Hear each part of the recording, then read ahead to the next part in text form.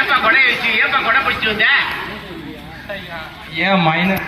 ஓ மண்ணைச்சேரியில் ஒரு மைனர் மாணிக்கன்னு ஒரு வரன் பஞ்சுது. நீங்க தான் அந்த மைனரா? வாங்க வாங்க உட்காருங்க.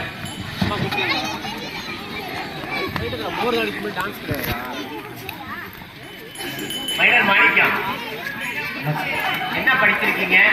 என்ன பண்றீங்க? படிப்பு ரொம்ப படிச்சிருக்கீங்க.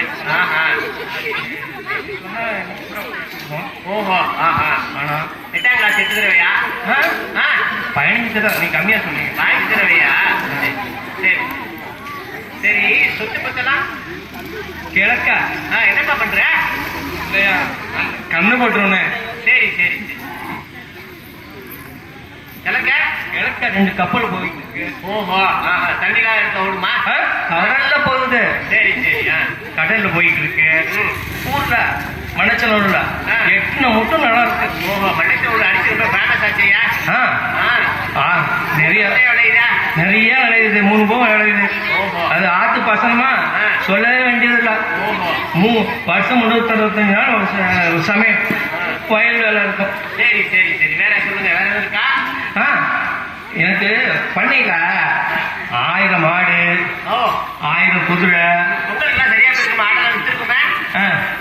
1000 குதிரை, 1000 யானை, ஒட்டகம், கழுதை எல்லாம் இருக்கு.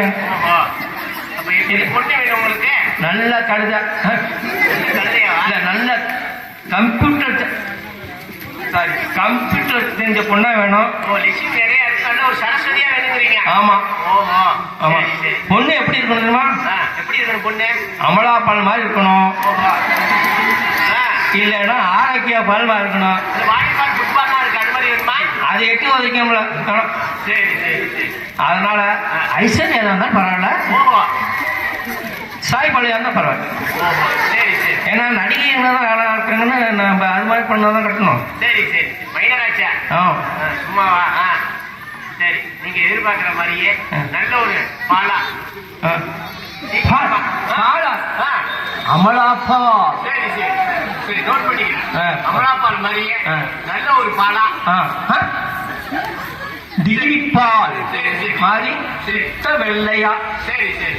தட்டுனா சுண்டுனா படிச்சுன்னு இருக்கும். சரி. அது மாதிரி நீங்க விருப்பப்படுற மாதிரியே நல்ல லட்சணமா உங்களுடைய லட்சுமியெல்லாம் பாத்துக்கிற மாதிரி ஏஐ டெக்னாலஜி. கம்ப்யூட்டர் தெரியுங்களா? கண்டிப்பா அவசியம். அதான் மெயின். கணக்கு வழக்கு பார்க்கணுங்களா? கம்ப்யூட்டர் தெரிஞ்ச ஒரு பொண்ணா? கழுதையா? கழுதையானா? கம்ப்யூட்டர் தெரிஞ்ச ஒரு பொண்ணா? நல்ல கம்ப்யூட்டர் கணினி புரிஞ்ச ஒரு பொண்ணா சீக்கிரமா செய்வாங்க. வந்து கலந்துக்கிட்டீங்க, ரொம்ப சந்தோஷம். நன்றி. எல்லாருக்கும் வணக்கம். உங்களுக்கு நன்றி. மீண்டும் இந்த ஆண்டு உங்களுக்கு தங்கப்பதக்கங்கள் கிடைக்கிற மாதிரி நிகழ்ச்சியை நடத்தினீங்கன்னா அடுத்த ஆண்டு பொங்கல் விழாவுக்கு உங்களுக்கு முதல் மரியாதையே கிடைக்கும். சரி சரி. எல்லோருக்கும் நன்றி.